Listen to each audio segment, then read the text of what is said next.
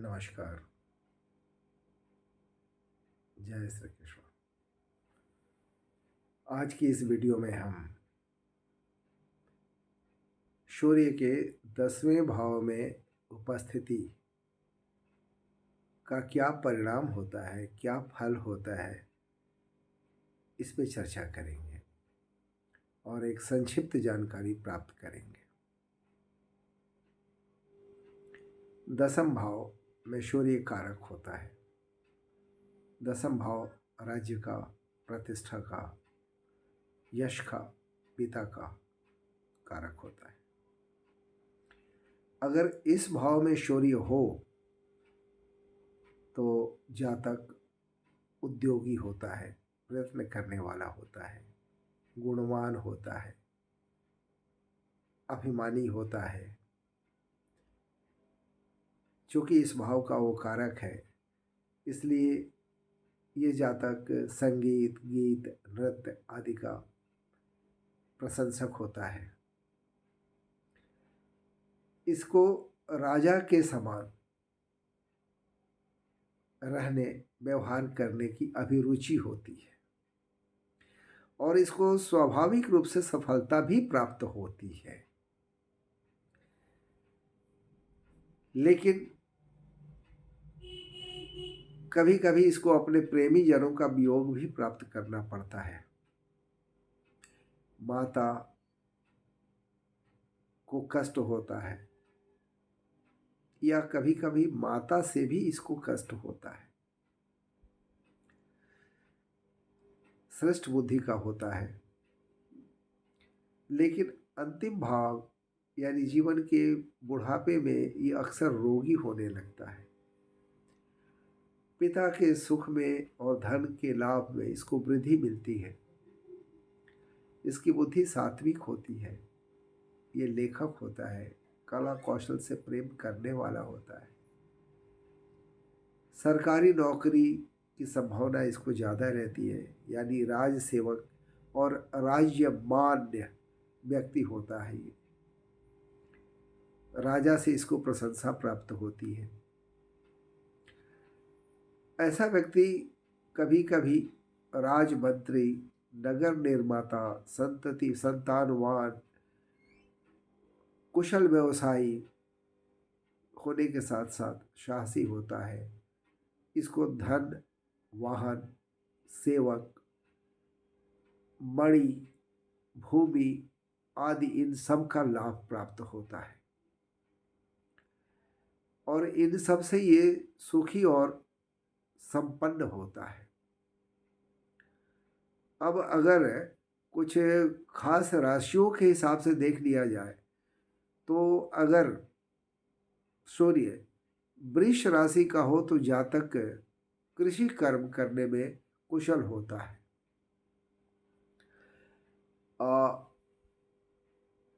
उसके साथ साथ कर्क राशि का अगर हो तो ये जल यात्रा से लाभ कमाता है।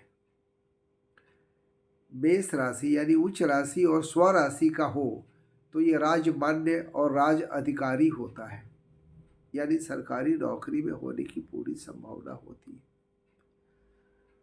लेकिन अगर नीच राशि में हो तो इसको पिता का सुख बहुत कम मिल पाता है। आयु के 18वें वर्ष के बाद ये अपने स्व अर्जित विद्या के बदौलत नाम कमाता है, प्रतिष्ठा प्राप्त करता है। लेकिन संभव है कि इसके पिता को कष्ट हो। 19वें वर्ष के बाद इसे किसी प्रिय वस्तु का वियोग होता है।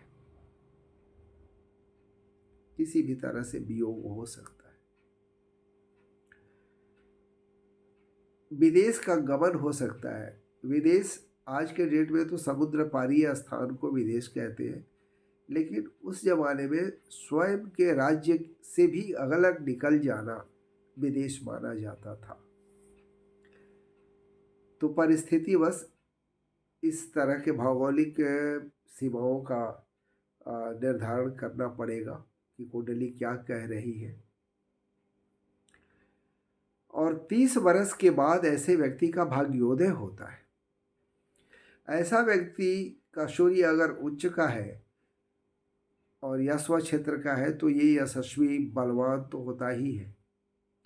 मंदिर जलाशय आदि का निर्माण भी कराता है, जन सेवा के कार्य भी करता है, जिसकी वजह से ये काफ़ी प्रतिष्ठित होता है, प्रतिष्ठा और सम्मान प्राप्त करता है। लेकिन अगर सूर्य पाप युक्त या पाप ग्रहों से दृष्ट हो या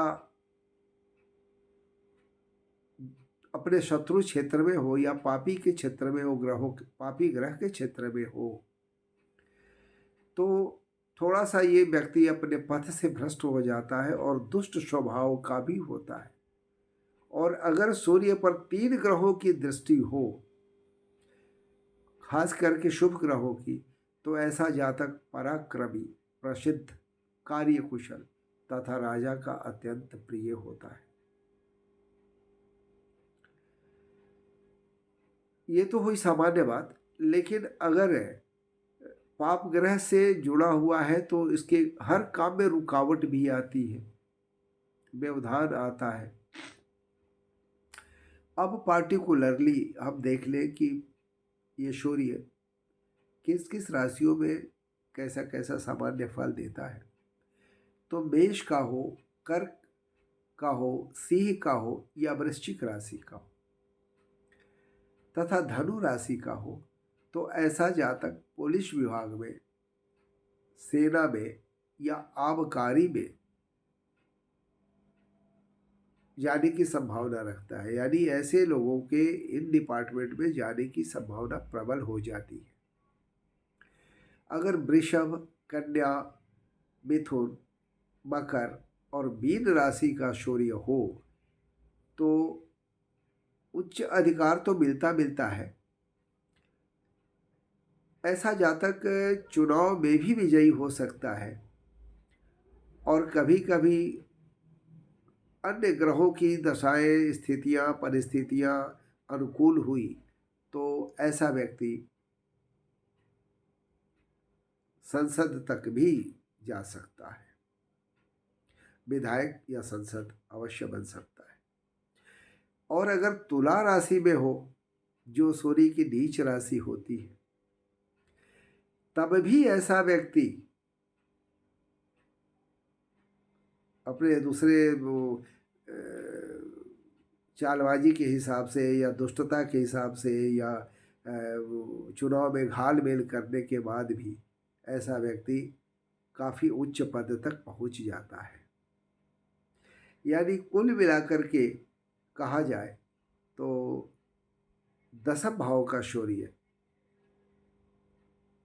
व्यक्ति को 90% लाभदायक ही रहता है, लाभ पहुंचाता है। कभी कभी विशेष परिस्थितिवश 10% की मात्रा में ये बुरा हो सकता है। तो आज की वीडियो में सूर्य के दशम भाव में होने का फल हम लोगों ने जाना। अगले वीडियो में एकादश भाव में सूर्य होगा तो क्या फल होगा जानेंगे। तब तक के लिए जय श्री राम, नमस्कार।